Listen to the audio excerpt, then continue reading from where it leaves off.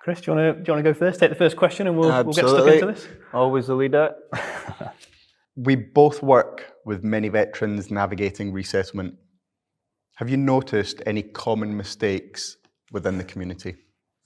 Do you know what? The first thing that springs to mind on that, and like you say, we get to have a lot of these conversations, we're pretty privileged in that respect, but the thing that gets to me most and the one that stands out, the blind application, which I don't know, seems to have been more prevalent recently, but people come into you and saying, I've put in 85 applications and I've heard nothing back. I've done X amount. And these are people who are super qualified, good fit for some of the roles that they're applying for, but they're just sort of firing off this shotgun approach, this blind application with no sort of networking, no personalisation of the application.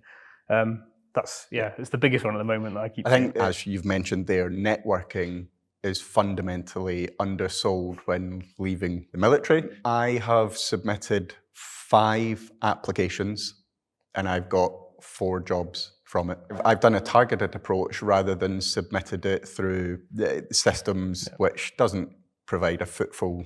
Yeah, it's definitely the better approach. I think it's like an education thing, isn't it? As people come out, it's a bit of a panic thing. You know the kind of role you want to get into, and it's not knowing how to approach that. Yep. So when I left the Marines, I could see the failings of I've submitted 200 applications and I didn't want to be that person.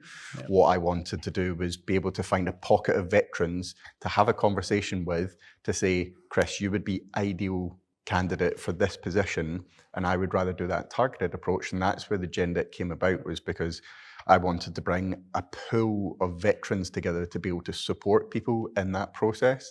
And I think Redeployable I've got a really pragmatic approach with that as well. Yeah. So one of the common mistakes as I see is people not putting in the required effort to get the outcome that they need to be successful. Mm-hmm.